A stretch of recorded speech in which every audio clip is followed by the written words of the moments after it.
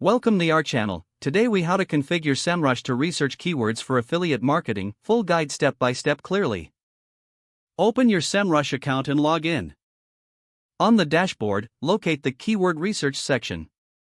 Click on Keyword Overview from the menu options. Enter a seed keyword relevant to your affiliate marketing niche. Select the appropriate location and language settings for your research. Click on the search button to generate the keyword report. Review the keyword metrics provided, including search volume, keyword difficulty, and CPC. Scroll down to the keyword variations section. Here, you'll find related keywords that can expand your research. Take note of any keywords with high search volume and low competition. Next, navigate to the related keywords section for additional ideas. Review the suggested keywords and their metrics carefully.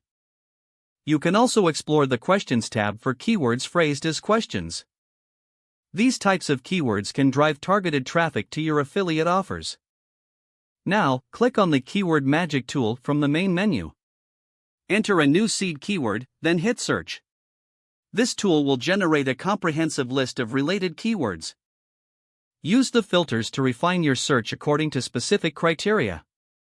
Consider using the volume filter to focus on high-potential keywords. Check the intent filter to prioritize commercial and transactional keywords.